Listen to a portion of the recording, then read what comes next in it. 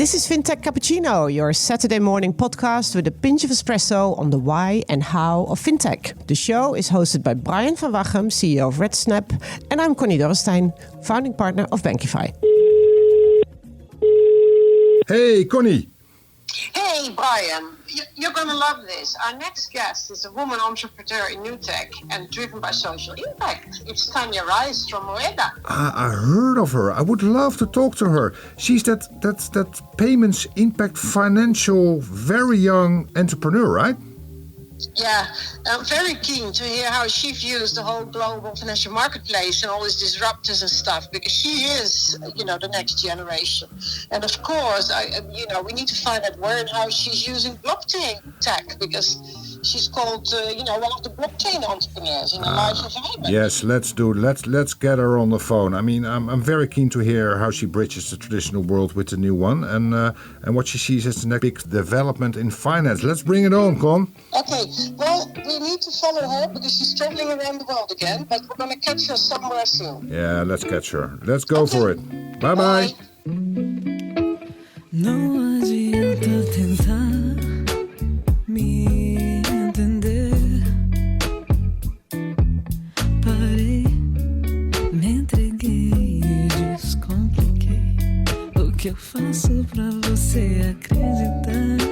Welcome, Tanya. Well, we normally ask why did you choose this music, but I understand that this song is actually from and by you. Tell us a little bit more. Yes, so I'm a self-taught computer programmer, so technology has changed my life for the good, and now I'm finally can use that for the greater good and to do tools and especially financial tools for people that are most in need with Moeda. Okay, and I understand that you put the song on NFTs and it was sold out pretty quickly? Yes, was the first song in Brazil to be sold out in 48 hours.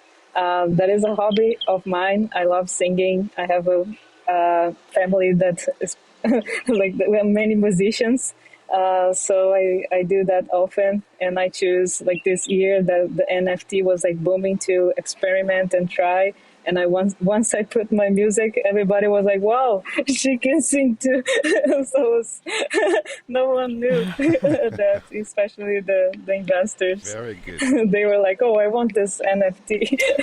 So Tanya, I understand you live in New York City, but now we're recording from Dubai. So what are you doing there actually? And is there some news we should know of here in Western Europe? Yes, so actually right now live from the Dubai Expo 2020. It's a super big conference that they put up, will be for 6 months here. Brazil has a special pavilion here, but I'm also for a couple of conferences here in Dubai about blockchain, the Future Blockchain Summit, among other ones. And also to study to open maybe in the future branch here in Dubai. They put together the free trade zone, a special regulatory aspect that you can trade currencies in a free way and blockchain and use blockchain to do so. They are pretty advanced on the regulatory space and open for innovation here in Dubai. So I am here to study how we can do some operations globally.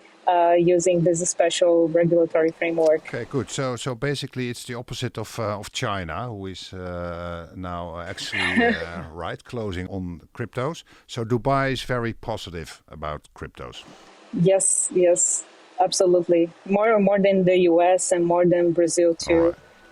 Most of the regulatory space are still walking on eggshells, they're studying and they're not helping to, especially the pioneers and visionaries, to do things that the technology is changing so quickly, but they need to follow up and help people to be able to make changes in the current system. Tanya Rice is the CEO and co-founder of Moeda, a leading Brazil-based fintech company driving positive social change through inclusive and accessible finance. Moeda is a payments and microlending platform. Moeda's services are built on the blockchain and leverage this technology throughout. Tanya has been active in the fintech space for much of her lifetime, launching her own programming solutions and websites at age 12 and her first company at age 16. Rice developed Moeda with social impact in mind and works to humanize finances and distribute impact to achieve the UN Sustainable Development Goals. Tanya has been named one of the Forbes 12 young most innovative leaders to watch and learn from in 2018 and a blockchain leader in Brazil in 2019. Tanya, welcome again. So we're delighted to host a woman fintech entrepreneur, but moreover someone who enables social impact through projects and businesses in developing countries. And as a result, you increase the quality of life for the people that need this the most. So please tell us about yourself. For example, where did you grow up? Yes, I grew up in Brazil, and my father is my biggest inspiration. He has done one of the largest programs of microcredit for the rural families in Brazil. So I've seen since my childhood the challenges, and especially the challenges of women in the rural areas to get access to credit and also financial literacy here. It's a big challenging for them to be entrepreneurs and to be recognized as entrepreneurs too.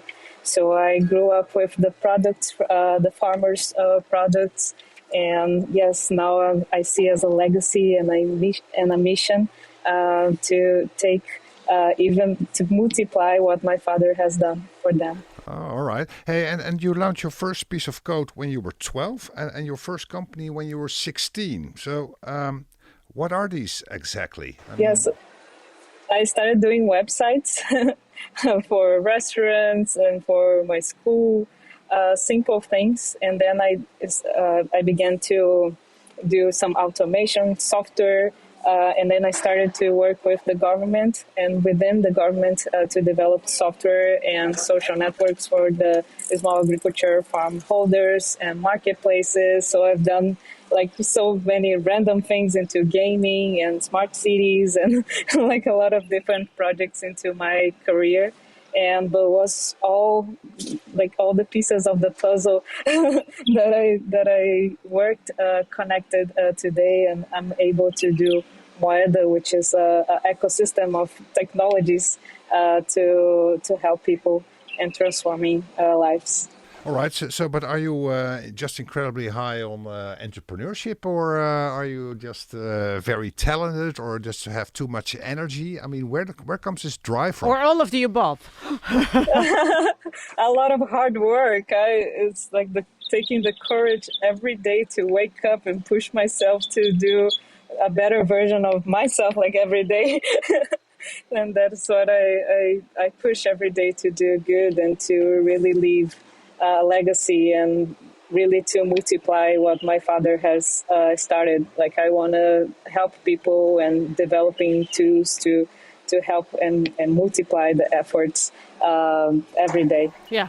I'm going to jump in there, Tanya, because you say your father was a huge source of inspiration, and I'm delighted to hear that. So was mine. But you say he was in lending, but there's also a very different side to lending, as we both know, because I have seen a lot of lending initiatives, and in general, you see particularly the poorer end of the chain gets racked up with very, very high interest rates, very often even over 100%. So how... either your father or you, how did you manage to sort of break that chain? Because people who are in that industry tend to defend it quite fiercely. Yeah, so must be linked with financial inclusion and education. So then we can have better results and successfully handing the money to the people we need, but also helping them in how to manage properly that money to pay back, not just to pay back like the financials, but also to transform their lives and improve the success for their own businesses. So we most deal with unbanked or underserved people, like people that don't have digital banking account. They normally use cash. So it's like a financial inclusion, like giving them their first account, and also everything that is needed from education to the commercialization of their products to help them drive along the way. And where does your funding come from? Who are putting the money into your scheme? Yeah, so the first funding came on an ICO, a non-traditional way to raise money. Yeah, very. So I created Moeda, the MDA currency. Today is listed on Binance. So we were able to raise from many investors, 871 to 41 to be precise. And most young Chinese between 20 and 28 years old. I would never imagine to do that, like people from the other side of the world, like helping to do a project in Brazil. And that happened very quickly in 2017 when was the ICO boom. But yes, and now like we were able to put together all the companies that we have today. So like 8 companies. It's a group of companies, and to to really prove that the model works. Like you can do good and do well at the same time. That doesn't need to be a trade-off. Yeah. So that was my question actually, Tanya. So, I mean, we love the fact that you are looking to the underserved and the financial exclusive people. But I mean, there must be some kind of earnings model for Moeda also, right? Because otherwise you'll be out of business in a few years. So can you tell us a little bit about your business model? Yes. So today the investors can purchase the currency into any like exchange when it's available. Most it's Binance. And then they can choose a project within the website to invest, a project that they like, from a range of like coffee to beer and other crops and things on the Amazonia region that they can choose from, select the project and invest. So they can have the financial returns from the project and the impact return as well. We work as a not normal fintech because we deal with cryptocurrencies too. So we take fees from like the banking side and from the exchange too. So that is like a big part of our revenue. But we try to make all the fees like as affordable as we can to help the people to be more inclusive. And everything that we can do for them, we'll do, but like also be like sustainable on that matter. And we have a impact fund as well, so we have the interest rate from that impact fund. So those are the parts of like diversified revenue streams. Okay. On the investor side, if people invest in one of the projects through Binance, do they are they locked in for a particular period of time, or is there an open market for it, and can you trade your participation? Yes, you can purchase only the MDA, and then will be the price volatility of the MDA that can range more often because it follows the Bitcoin price as well. But you can choose to invest directly on the projects, and you can have a return from 10 to 14%. From 4 months to 6 months to a year. Like you can choose the project and the lock period of that. And after that, you receive the return and also all the reports with a very transparent way. It's all registered on the blockchain for you to see and to follow up with the projects. Well, I really love it because this is so much a real hands-on experience of blockchain technology. But let's go to the other side, to your customers as well, the people you help, just to make it sort of more understandable for people. You talk about beer. That will actually speak to you, Brian, doesn't it? Yeah, investing in beer. Yeah, he likes that idea. Or coffee or Amazon River. Can you take sort of one of your projects and sort of describe to us in real people language what a difference your investment has made to them, how they sort of came to grow and prosper? Yeah, the beer one, for example, Dona Divina, a lady that runs the cooperative, she came to us like asking for 60,000 reais And like we saw the business plan was just like raw nuts that she was selling, and she was planning to use that money to hire more people to do the same thing and to sell into the local markets. We saw that and we analyzed with the team, and we started doing like a workshop with her and like teaching how to do the business plan and how to do like to think differently. And in a rural area that is super new here in Brazil, because most of the people in the rural areas, they rely on the governmental education that is not not as oriented to niche markets. So in this workshop, Dona Divina, she told us, "Oh, I love beer." And I said, like, maybe we could do something, like we can transform the raw nuts into beer. And we started to study that, and we did the project. We did the first 2,000 liters of the beer, and with half of the money she asked, it was 30,000 reais and 400. And you see, like with less money, you can do more and you can aggregate value, and the markup is higher. So she could like sell the beer. And even into the pandemics, people didn't stop drinking or drinking coffee or beer. No, they drank actually more, probably. Yeah. We drank actually more during the pandemic. We did. And so this beer is actually made from walnuts? Yes. This really interests me. Wow. There you go. Healthy beer. I don't know. That's the marketing story for you. Yeah, you don't need. It's equivalent to Guinness, like it's a dark beer, like the Brazilian Guinness. Yeah. That would be. It's the Brazilian Guinness. Well, there you go. So how much is 20,000 real? How much is that? In dollars will be like $3,000, $3,000 to $4,000. It's so little to do so much, like it's like 170 women with her like working. We can change like so many lives. Yeah, absolutely.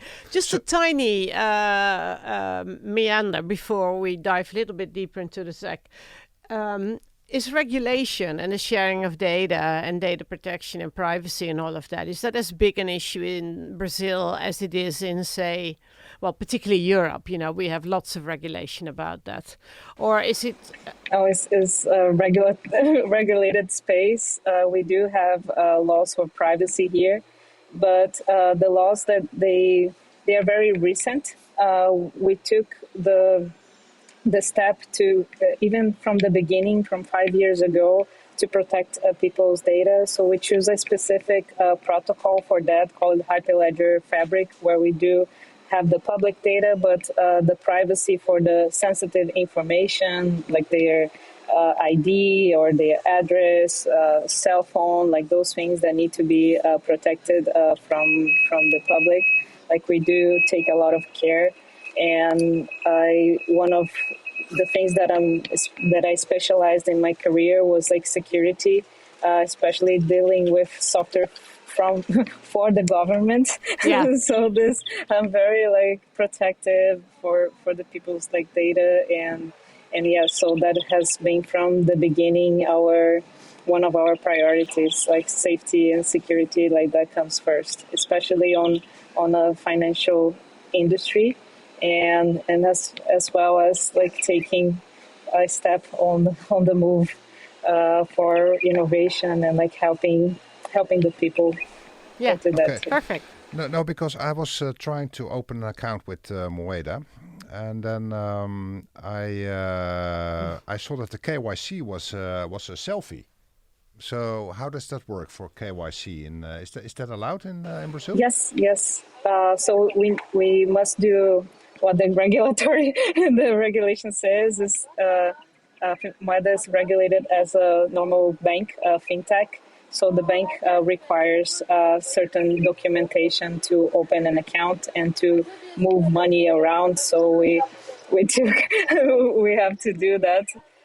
And as well as to protect all like the investors, but we do store the data, and we do the custody of all the files like very safely. We use all the highest grade like IBM servers, like HSM servers, the most secure servers in the I see in the world. Okay.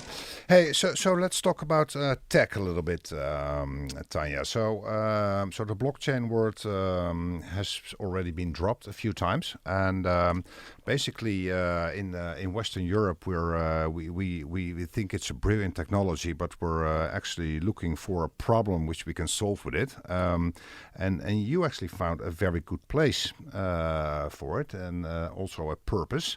So tell us a little bit how you use blockchain, and why did you even started with blockchain?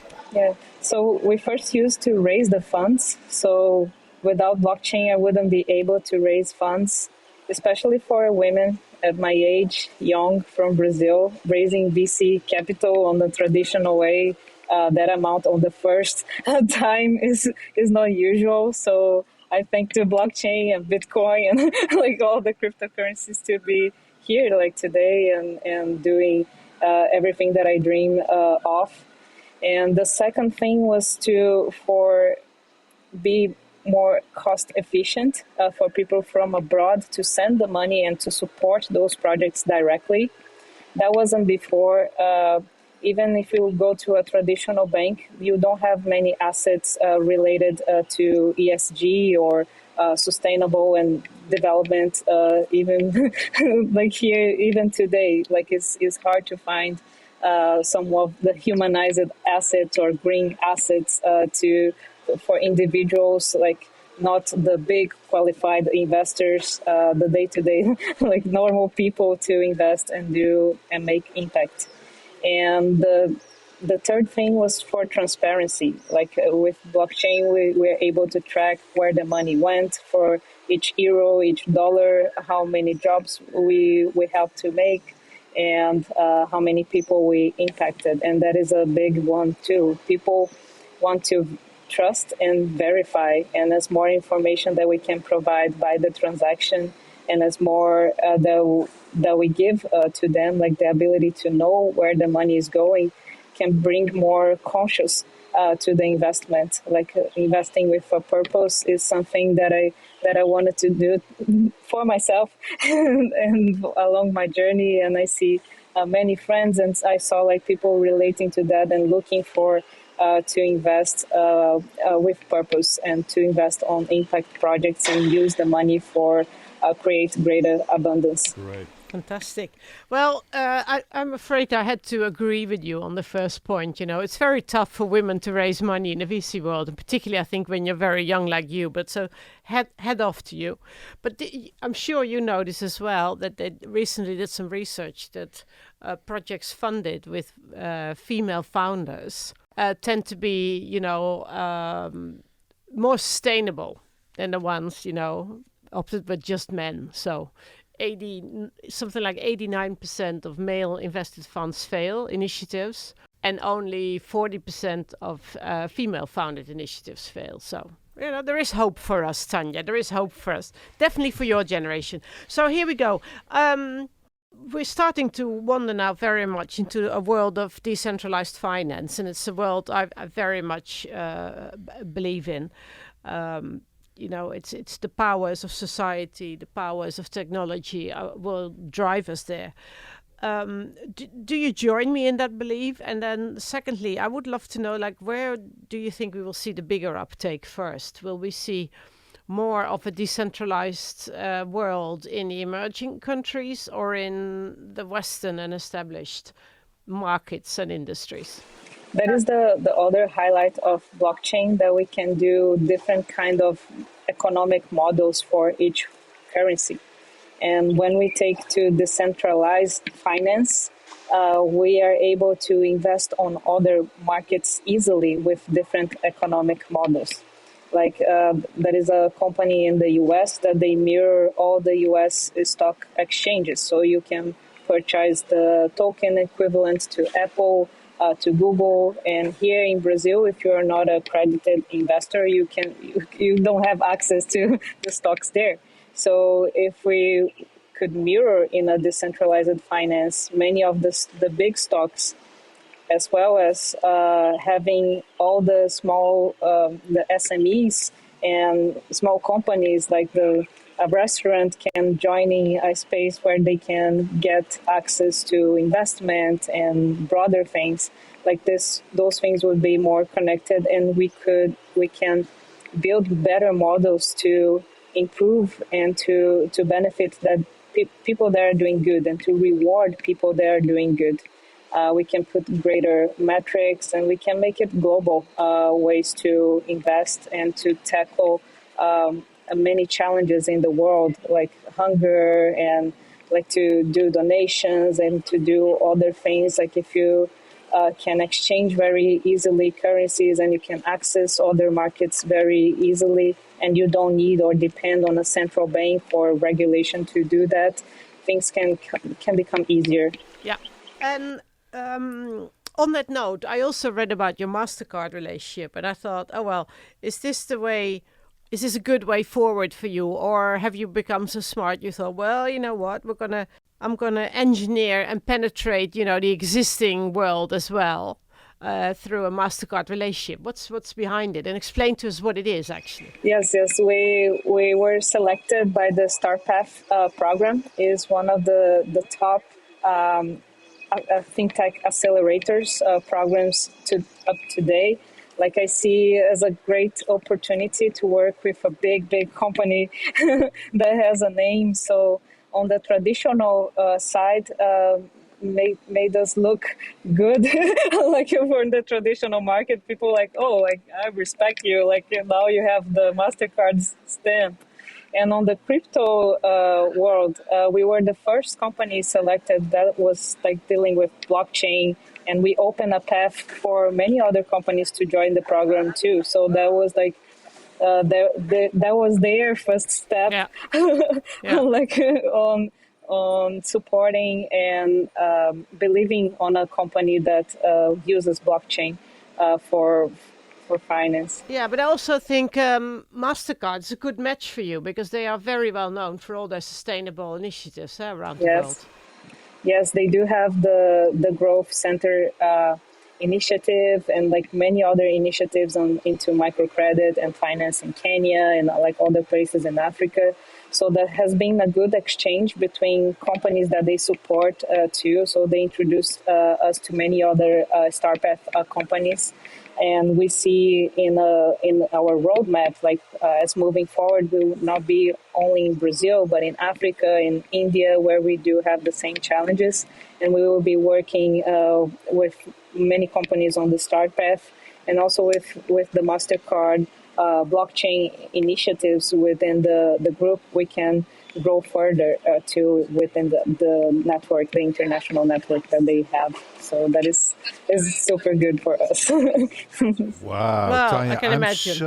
I'm so impressed, Tanya. Seriously. So, for example, Moeda, is that going to be a global company? I mean, what's next for you? Yeah, it's born as a global company already, but I just started in Brazil because it's my country, and I knew I had the network to put that in place, and was like a family environment to grow and to test and to see like where would be the need, and to test the app and to really put all the work where we see now we can scale. And we see now we can grow to other countries and to help like other companies to thrive with the services that we provide to. Yeah. So Tanya, also from me personally, thank you very, very much. But I have two tiny questions left. One is, can we invest in you? Yes. How do we do that? How do we participate? Just go to the website? Yes, you can just go to moedaseeds.com, create an account, and starting investing. Yeah. But if you want to be like a larger investor on our first traditional Series A round, that is an opportunity too. You can reach out to the team to know more about it. Yes. So. I was just going to say that because I thought now that you're getting a level of very positive notoriety, are you going to go back to the VC world? And the answer is yes. You're raising Series A. Yes, now it's easier to get the traditional round because we already proved that works. Now we just need scale and to grow on volume of the amount of money that we lend because the demand is growing. Many people are in need, both from our technology and for the capital to access the more capital. So now taking not only in Brazil expanding internally, but also into other countries, we will need that growth, like scale, like the growth capital. And we are looking for like the right partners to come for the next 10 years to be among with us and to be along with us. So this is your pitch. How much do you try to raise and where? So we'll get the VCs flooding to you. The money needed for scalability, both in equity and debt. So everyone that is like interested in to know more can contact us like directly to get to know. We're pretty open right now. We are not rushing, so that is a good place to be. But most of the procedures will be like to reach most of the milestones that we need, like in Brazil, and to growing into other parts of the world too. Yeah. Wow. Well, thank you very much, Tanya. Having said that, Tanya, we unfortunately have to end this podcast. And personally, I'm very impressed. I think that, I think you have to switch off your phone because I think half of the Western VC community is trying to call you at this moment. So watch your phone carefully. But we have to say goodbye for this episode. And for me personally, I wish you all the luck and all the good vibes in your enterprise. And tenacity, lots of tenacity, Tanya. But you're not lacking any of that. And so, also as a Femtech cooperative, I will follow you and support you, and promote your cause online and everywhere we go. Thank you so much for your time today. Thank you so much.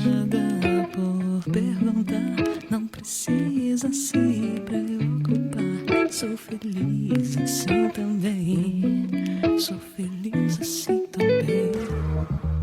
For people wanting to lecture themselves and others on anything financial inclusion and impact finance, I suggest you follow Tanya closely as she continues to launch more and bigger projects on Twitter, on LinkedIn, and at Moeda.com. Curious which music weekend favorites Tanya brought with her? Check out www.fintechcappuccino.com/Tanya Rice. And thank you for listening to Fintech Cappuccino. Don't want to miss another cup? Subscribe to our podcast via Spotify, iTunes, and where you like to listen to your podcast. And please give us a like or a review. So many more Fintech Cappuccino lovers can find us. Please join us again on Saturday morning at 9. We'll have the coffee ready just the way you like it. Have a good weekend, and thank you so much, Taynaah. Thank you so much. It was lovely to join you today. Keep a distance, stay safe. Bye, Tanya. Bye, all.